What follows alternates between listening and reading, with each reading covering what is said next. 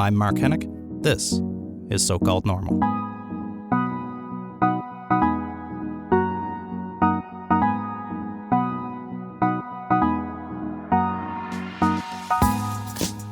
Hey folks, welcome to So-Called Normal. I'm Mark Hennick. Today on the show we have Mary Anne Baynton. I've worked with Mary Anne off and on for several years now. She's so fun to speak with, to talk to about the issues that we're both so passionate about. Mental health namely, but specifically for her, workplace mental health. Mental health in the places where we spend more waking hours than anywhere else. And Mary Anne serves as the program director for the Great West Life Center for Mental Health in the Workplace. She's a well-known consultant. She has served as the co-chair of the technical committee for this. This is going to sound a little bit wordy, but the National Standard of Canada on Psychological Health and Safety in the Workplace. That was something that I worked with the Mental Health Commission of Canada as well when I was on their board, to be the first ever standard in the world for how we treat people at work. Imagine that. And it's been having great success. I like to think of her, and I told her this, as the fairy godmother of workplace mental health in Canada. She's just, her depth of knowledge is extraordinary. So we had a great conversation about workplace mental health, a very current issue, and she has some great recommendations, some great suggestions on how we can help and change workplaces for the better. So here's my conversation with Mary Anne Baynton on So-Called Normal. I usually like to tell or ask people to tell me about themselves in their own words instead of letting their reputation precede them, which you have a great reputation, as one of my previous guests referred to you, the godmother of workplace mental health in Canada. Can I be the fairy godmother? The fairy godmother. So why don't you tell me about yourself, Mary Anne? Oh, that's putting me on the spot. Right. I don't like to talk about myself, Mark. Right. I know you don't. Yeah. Starting with the tough questions. I can talk about anything related to workplace mental health or psychological health and safety, but... Well, so that's something about you. So workplace mental health and psych health and safety, what got you interested in that in the first place? Do you know, it really is an interesting story. I had a small brokerage, and so very business-oriented. I had 8 employees. Mm-hmm. 4 of them actually had a diagnosis of a mental illness. Oh, interesting. But I was, like many people, so ignorant, I didn't understand what that meant. And if you had said that there were people working for me that were mentally ill, mm-hmm. I would have been completely indignant because sure. I had the best and brightest people in the industry. Right. They were wonderful And you human can't be beings. Wonderful and smart with a mental illness. Right, yeah. right. So I thought mental illness meant they couldn't function, and these people were brilliant. Really, right. They were brilliant, compassionate human beings. But as I looked back, I sold that business and I went back to school because they worked so hard for me. I could afford to do that. Yeah. And then I started to learn what bipolar was, what depression was, what panic disorders were. Prior to that, I never made the connection between calling that a mental illness because all 8 of my employees had things that they dealt with, right. had stressors in their life, had issues in their life. So the 4 that had these diagnoses weren't any different. Right. They not only learned how to live with and manage the condition that they had, they taught me how to support them to be their best at work. Right, right. And honestly, that's been my whole career since then, is taking what people who have had these mental illnesses have taught me, but it goes so far beyond treating an illness right. to embracing life, getting out of our own way, getting out of our own head. And it has inspired me and made my life better. And in many respects, at least in my own personal experience, using your experience for something good, right? It's yes. Like you've had this struggle. Sure, a lot of people struggle, actually, some more than others. But okay, what now? I might as well do something with it, make something with it, do something productive. And it sounds like you're using people's stories in many respects to help change people's perception of mental illness in workplaces. So, Mark, what you're just talking about now, I've just learned in the last couple of years a new phrase called post-traumatic growth. Yes. Yeah. And I love it. Yeah. Because, of course, we know post-traumatic stress disorder can be very problematic. It's very difficult to get better from. But post-traumatic growth happens all the time. We just don't pay attention. Yeah. We don't celebrate it enough. And we don't intentionally seek it out in ourselves. Right. If we did, if we went through a challenge, a disappointment, a frustration, an illness, and said, okay, what can I learn from that? How can I grow from that? Yeah. That's intentionally leveraging it. And I think we can improve our quality of life if we do that. And I think resilience is something to be said around how intentional you have to be in doing that, right? Some people just naturally, not to bright side things or silver line things or whatever, but some people just naturally see challenges as opportunities, I think. Others have to learn how to do that, and that can be uncomfortable. But the beauty is we can learn. Right. We don't have to be born with it. We don't have to be taught it in childhood. We can make a decision today to do that. And I don't know if you're aware, but we just released From Surviving to Thriving for post-secondary students. I just recently learned about this. So can you tell me more about what that is? So it is all of the, well, I shouldn't say all of, there's many items and ways to build resilience, but every piece of this tool is to build resilience. Right. And it's easy and it's free. So many of the universities and colleges across the country are picking this up.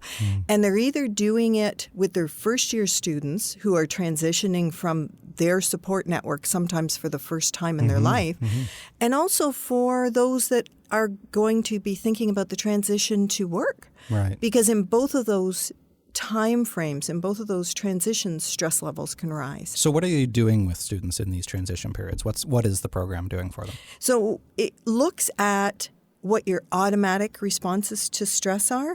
So one of mine is hives. Interesting. Physical, very physical reaction. Right. But I always believed that I had an allergy to something and I just didn't know what it was. And I went through all the testing, the elimination diet, and they said, we are conclusive in our findings that you're allergic to stress. Interesting. Wow. Well, do you know that was 6 years ago?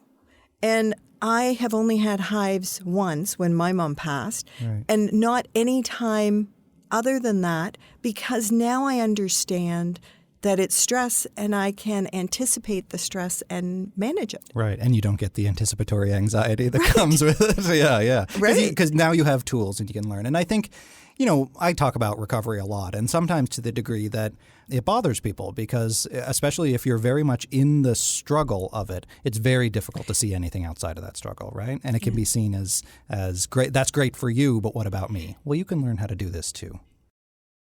Jessica Holmes just posted on Facebook. We had her on the show too. I know, what did she she's say? brilliant. But she was saying that she was really resentful in the beginning, that she had to eat healthy food. She had to go to sleep on time. She had to exercise every single day. And it's like other people don't have to do that. But then as time passed and her life became healthier, more balanced, and her depression was in check, she started to understand the value of it. She says, I still don't really love exercise. But, it is, I think, normal to resist having to do something, having to do anything, right? I say, I'll do anything you ask me to do. But if you tell me to do it, I may just not. Yeah. Well, and especially if it's outside of what your self-constructed little bubble of normal is, right? Everything's uncomfortable for people if it's not what they do every day. Yeah. But if what you're doing every day is either fueled by and or fueling your depression, anxiety, whatever it is, stress, then maybe that's not where you need to be. That's not where you'll live your best life. So maybe you do need to be uncomfortable for a little while in order to break out of that. Right. Somebody said to me about dieting, there's no food that tastes better than fit feels. Yeah. And you think, well, actually, I'm not sure I believe that about chocolate, but that's beside the point. Because that's not your normal, right? So, yeah. So you, I think famously, but lots of things are famous only in my head, famously started or worked with a program that I then later came in to run, Mental Health Works, to train workplaces on mental health awareness. Now, this has become very trendy, I think, in the last probably 10 years or so. What did you see then building one of those I think a program that was way ahead of its time, and not a lot of people were doing structured mental health awareness for workplaces then. What did you see then, and how has it evolved in that period of time to where we are now? Well, honestly, Mark, when I started, so 2003, and I would say I'm doing workplace mental health, people would say, what is that? Or they would say, oh, that must be depressing. And it's like, not even a little bit. It is uplifting. It's encouraging. But we really did have to advocate that it wasn't about teaching employers and employees these are mental illnesses and these are the symptoms. Right. But that we're all in this. We're all dealing with our mental health. Some people have more of a health problem than others, but we are all in it. Let's raise us all up. And that really led to the whole idea of psychological health and safety. Let's go upstream so that no workplace does harm to people. And I always say it's like when we remove toxins from the air in a workplace, we do it for everybody. But if you happen to have a respiratory problem like asthma, then it's even more important for you. Right. If we remove unnecessary stress and conflict in a workplace, it's good for everybody, but it's especially important for people who also have a mental illness. Yeah, absolutely. Now, we've seen many more companies come on board, especially with the release of the National Standard for Psychological Health and Safety in the Workplace, which you co-chaired, I believe. Yeah. So talk to me more about what a national standard is for psychological health and safety in the workplace. You know, the way I tell the story is a lawyer, a doctor, and a social worker walked into a bar. And it's the absolute truth. So it was Dr. Ian Arnold, Dr. Martin Shane, and myself. Right. And we started talking. And Ian, the medical doctor, was saying, people are dropping like flies from stress-related illnesses. They're so on the rise. And you can treat somebody for it. But when they go back to work, often it just recurs. Sure. And Martin, who's the academic lawyer, he said organizations, employers, more and more are being held responsible for mental injury to employees. And they're coming to me and they're saying, but how do we avoid that? Like, what do we do? And what I was saying is, I think there's this impression that a psychologically safe workplace is one where you have to walk on eggshells around people. You have to be nice all the time. And Lord knows, we just can't be nice all the time. In my case, I prefer not to be nice most of the time. There you go. See? But we had already developed Guarding Minds at work. Right. So we said... And Guarding Minds is a way to measure, right? To assess psychological health and safety, the factors that impact it. And it's free. So if it's not going to cost a lot of money, if it doesn't take a lot of expertise, if it supports organizational excellence and sustainability rather than competes with it, then what is it we needed to convince employers? You know, we made the business case. We've done all this stuff. What else do they need? And we said maybe the issue is that these so-called do-gooders who are promoting this don't have enough credibility.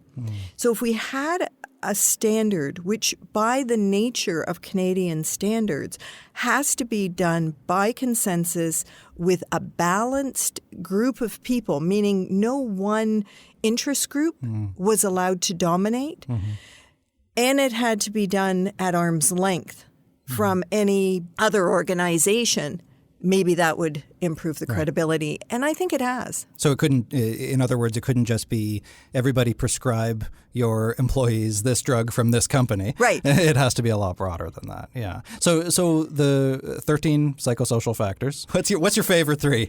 So first of all, there's more than 13. Oh, okay. So there's 13 specifically mentioned plus a 14th, which says other chronic stressors as identified by employees, meaning you have to ask. And right now we're doing an update to Guarding Minds, and we're looking at making the psychosocial factors more distinct because it's a system, right? So they all overlap and can impact each other.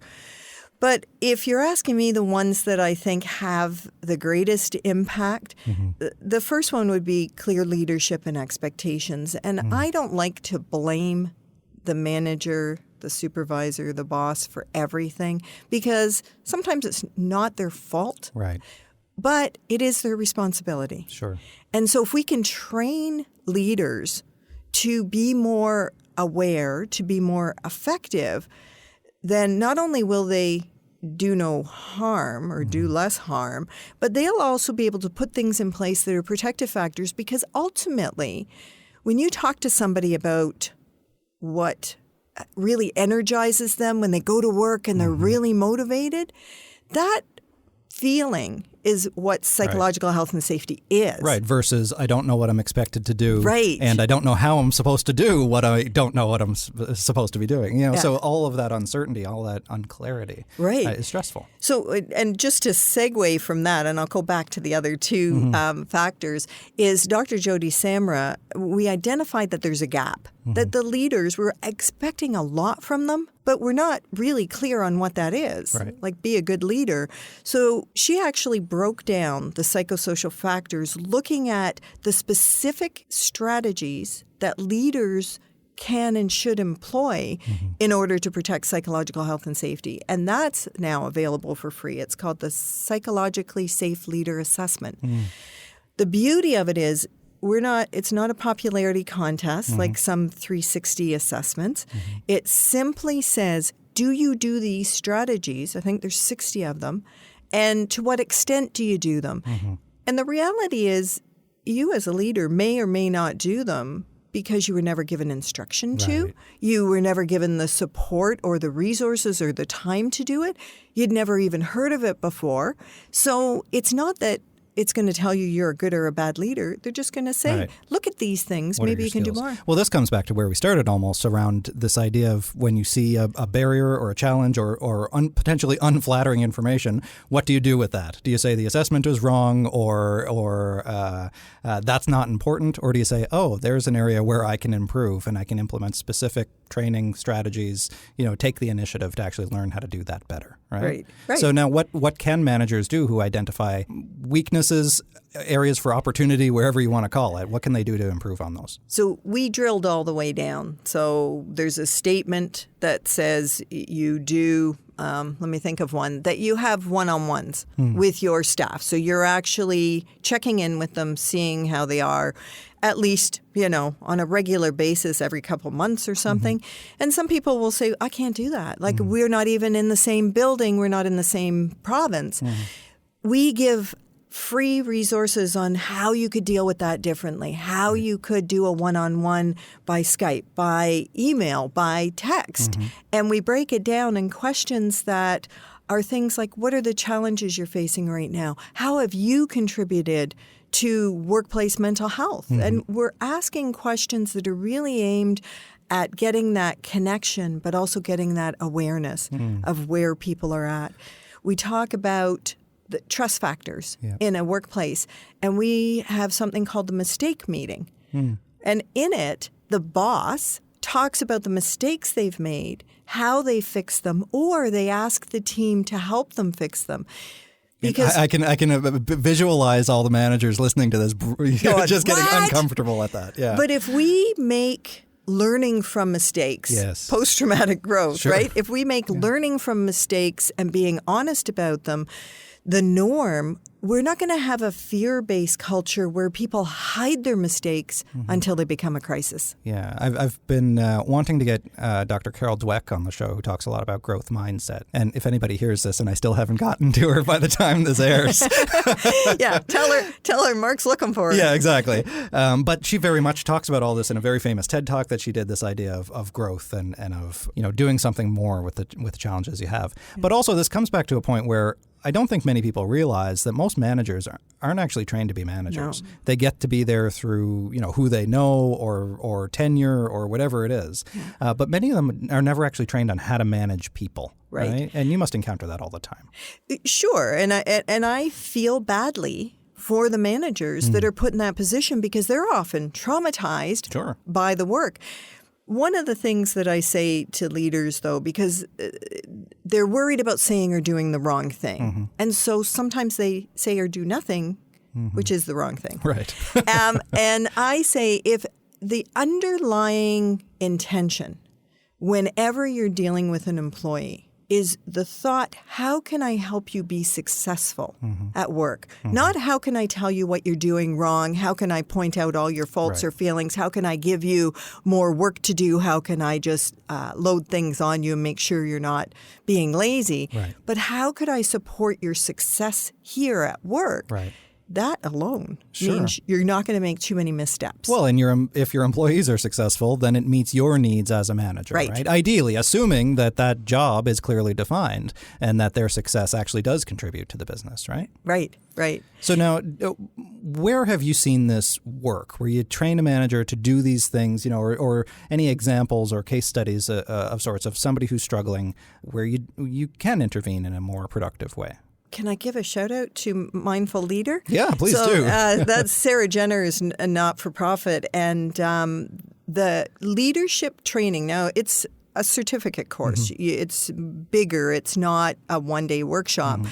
But I truly believe that the elements that are in that Mindful Leader certification are the ones that really support successful leaders who want to do the right thing but want you to give it to them practically. Don't give me the theory or the evidence or whatever. That's great. I'm glad it's there. Yeah. Just tell me, what do I say and how do I do it? Yeah. And don't make it some great big long process. Make it something that gives me those aha moments that I can use in that moment. You asked me, though, for 3 of the psychosocial factors. Mm-hmm. So another one that I think is so important is psychological support. Yes. And it's closely connected to organizational culture, but it's the way we treat each other. Mm-hmm.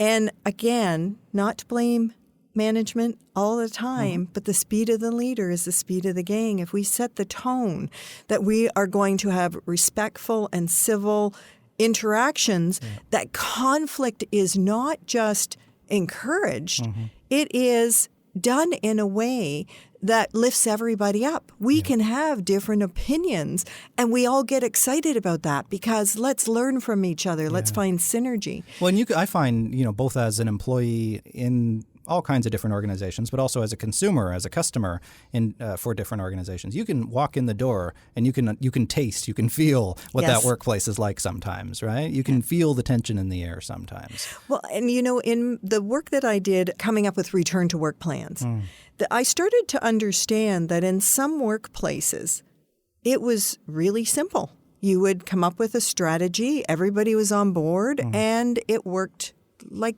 clockwork. It was so simple.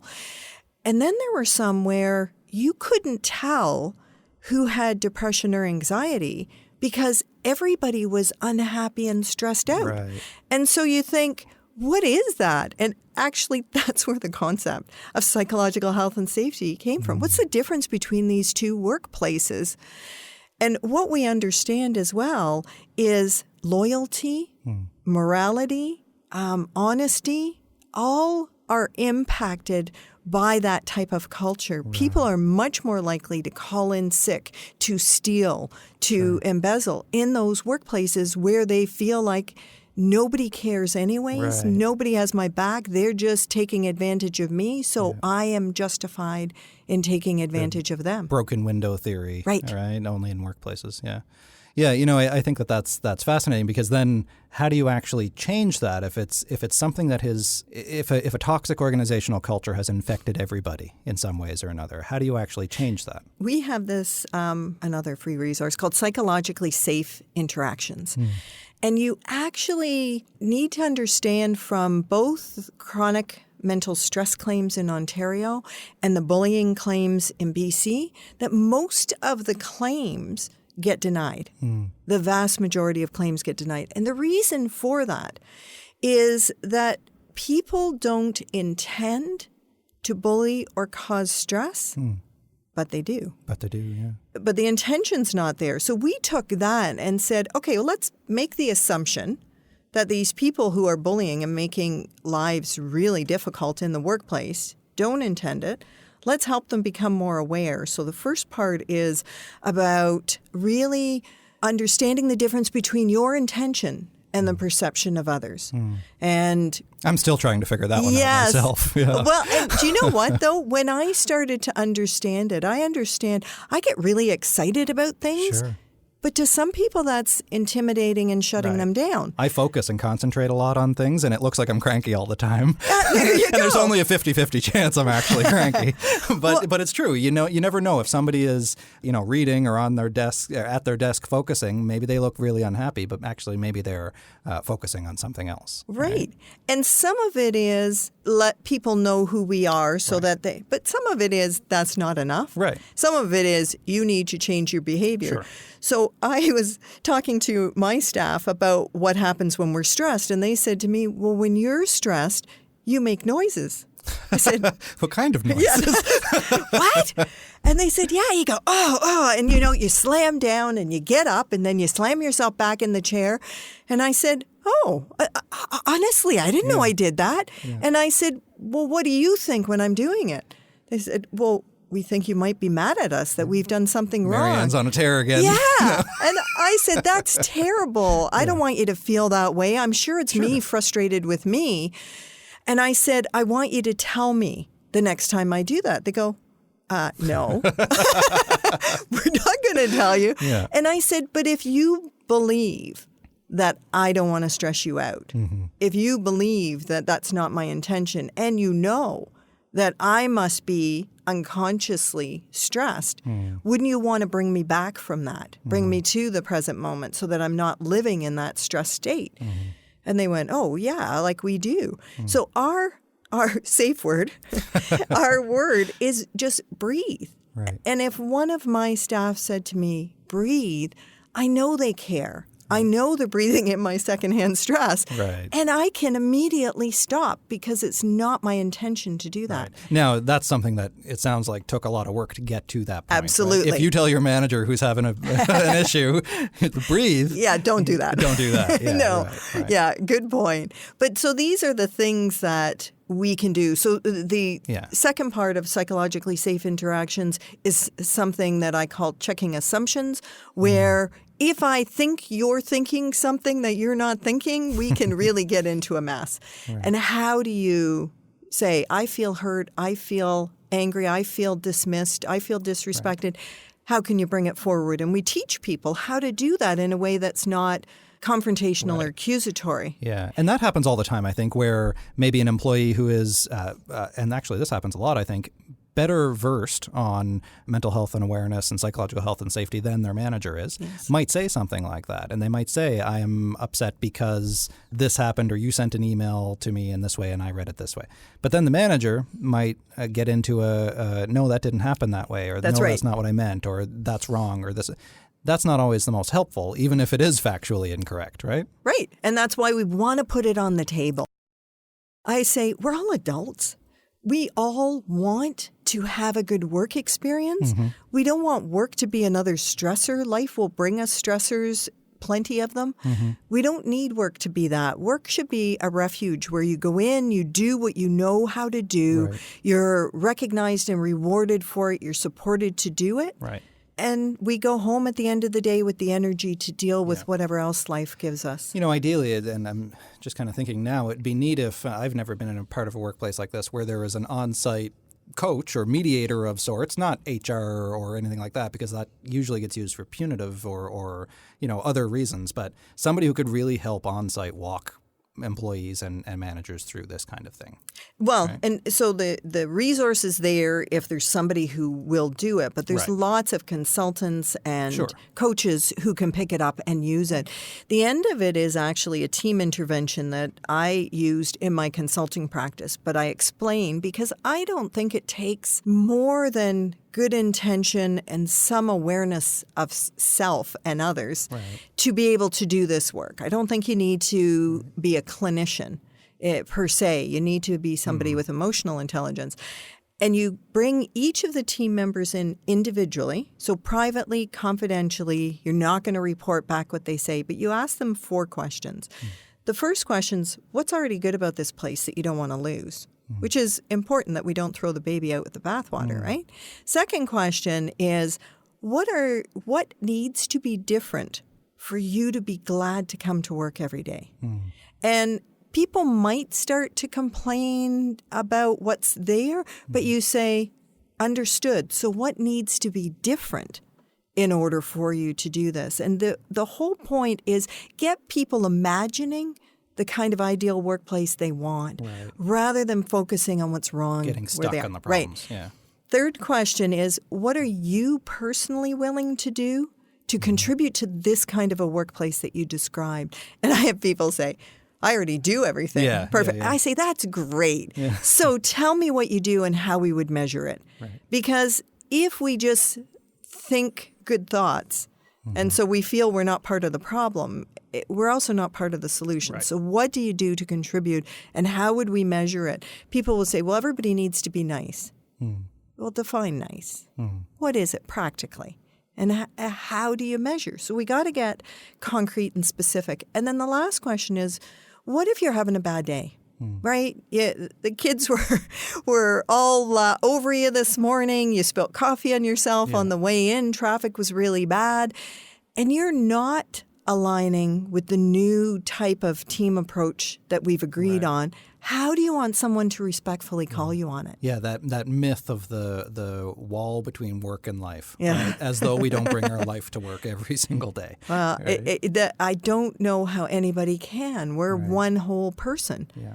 So we come as a whole person. That doesn't mean that we should deal with all our stressors in life all day long. Sure. In fact, that's not good for you. Right. It's good to have that break, but to be compassionate and supportive of people when they're having a bad day in the way that we would want to be supported. Yeah. Yeah. So you mentioned earlier that you've made the business case for all this stuff. What, for a manager, for a CEO, for a board listening to this conversation, what is that business case? What's the interest in doing this other than everybody feeling good when they come to work? For a frontline leader, your whole life will be easier because, there's a lot of leaders that don't know how to delegate. And by supporting an employee to be successful, you're not really delegating. They are taking it on. And it doesn't mean that every employee is going to be in their dream job. Sure. Like, that's not realistic. Some people are just doing a job. But I tell this story, Mark, all the time. My mom was a janitor. But she loved her work because the principal said to her, you're making a difference in the lives of these children by keeping them healthy, by keeping them safe, by allowing them to play. And the teachers that were in the school where my mom cleaned treated her like a colleague rather than the janitor. Right. And she was invited to everything. She helped out at the school play. She felt like she belonged. So I have to say over and over again, it's not the work.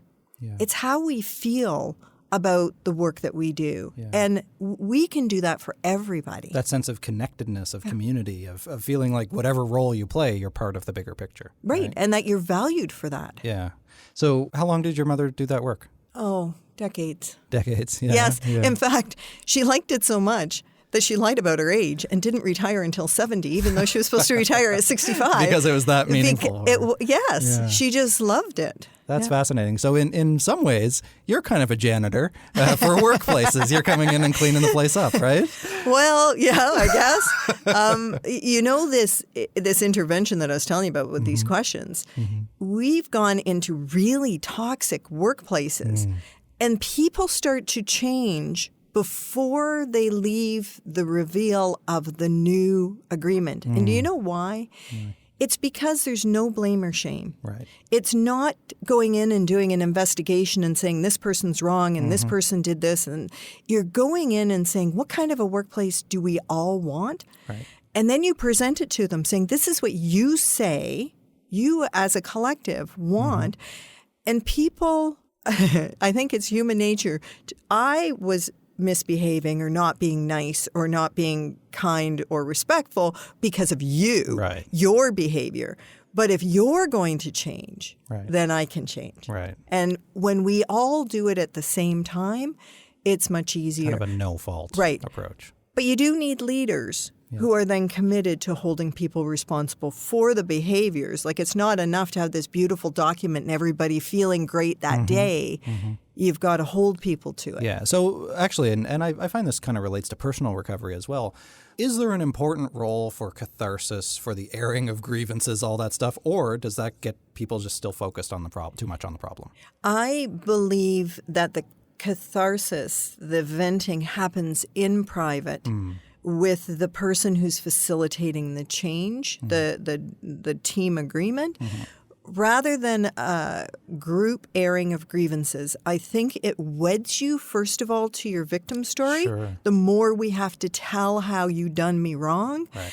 And it also hurts people again that are listening to it. Right, because they know what the issues are, right? They know what the issues are, and they don't want to be accused of being the source of the issues. Right. So I don't think the group grievance airing is helpful. Yeah. But being able to vent and be heard is. Yeah. So when you do the interview with each person, you allow them to vent, but you don't agree or disagree. Right. You just comment on how that must feel for them. Then you start to focus on, okay, so what will make that better? What will you do differently? And you really turn the conversation around to the solution to help that person say, okay, you know what I was dealing with, and now we're going to move forward. Yeah. So when you do that, you have the agreement in place, and then you say, it's up to the managers in the workplace after that what they do with that information, if they're going to backslide or if they're going to implement it.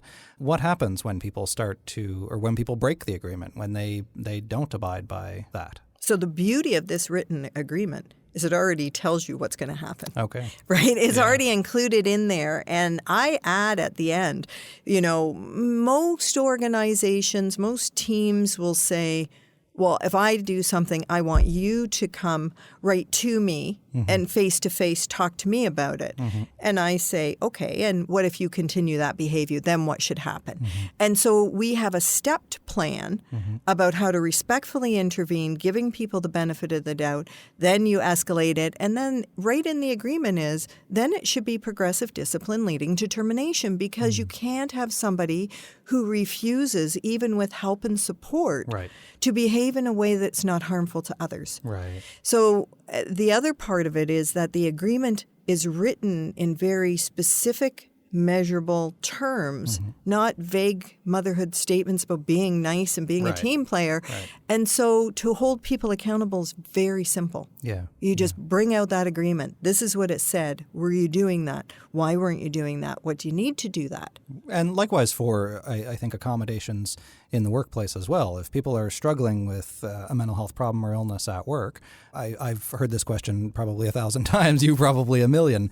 How do you actually deal with that, right? And I've heard you say many times that many accommodations for mental health at work are free, low cost, sometimes modifications that are fairly simple to do, right? Well, and I think the problem for accommodations with mental illness is people are so afraid of saying what is obvious, what the behaviors are in the workplace.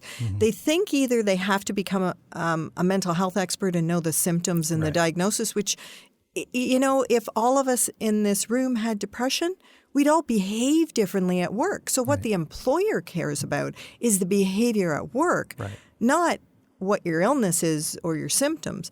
So we try to teach people how to have that conversation in a non-clinical, non-medical, non-invasive way. Let's talk about work. So we have the resource supporting employee success.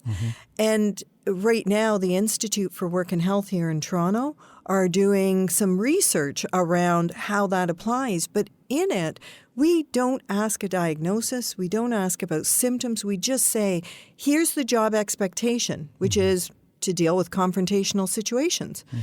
Here's the level of expectation, so the employer fills that out and how it affects the job.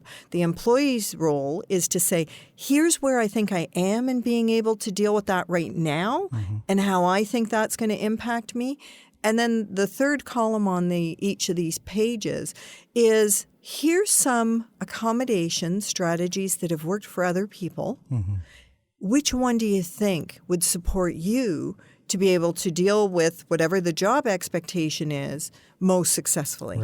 And so we just find solutions, because mental illness doesn't make you stupid.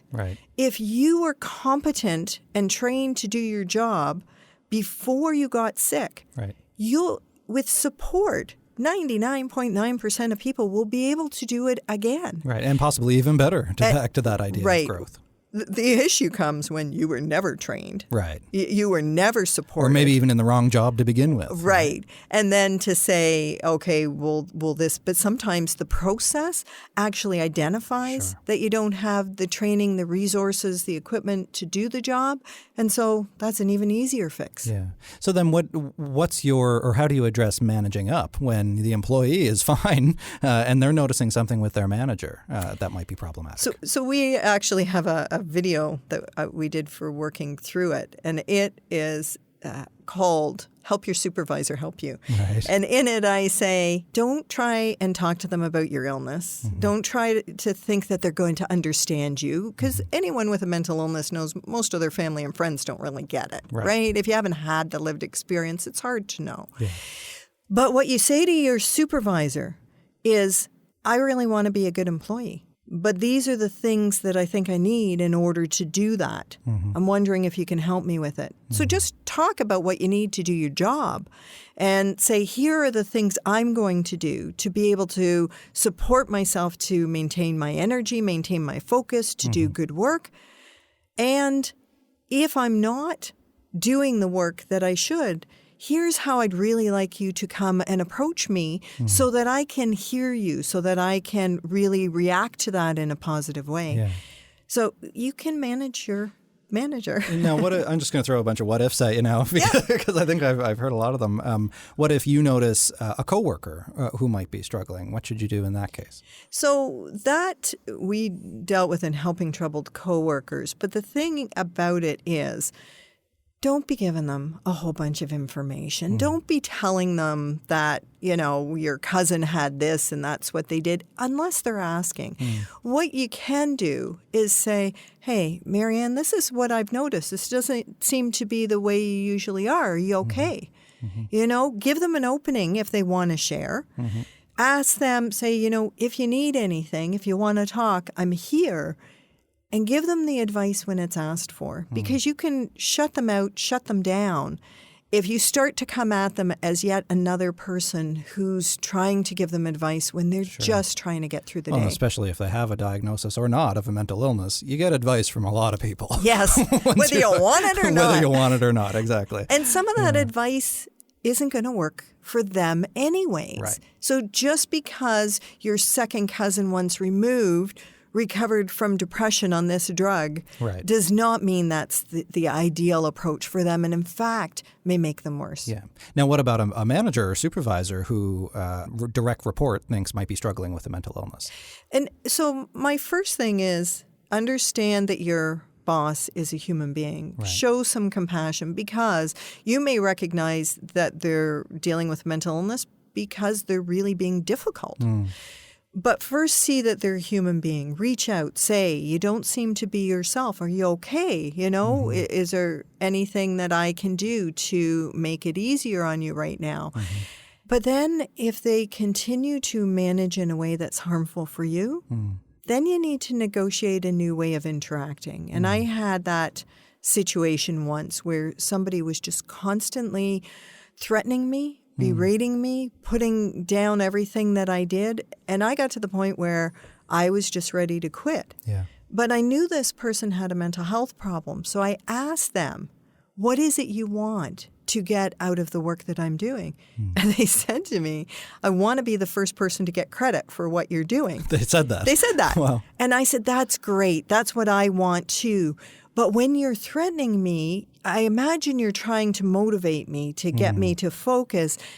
And they said yes. And I said, it's not working. It actually paralyzes me, and I'm not doing my best work. I agree that if my program fails, I'll fall on my sword. I will quit. You won't have to fire me. But if you agree to that, then you got to let me make the decisions, make the mistakes. Stop threatening. Know that you're safe. You'll be fine. No matter what happens with this program, it's not going to reflect badly on you. And they left me alone. Wow. Now, they didn't leave everybody else alone. No, sure. They because ended up getting fired. Well, but not everybody else would have that kind of emotional awareness, that kind of ability to have that conversation, right? Or courage, because I knew that I could quit. Right. And that's what gave me the courage to do it. But you're right, it is emotional awareness, because I understood what they were dealing with and that it really wasn't about me.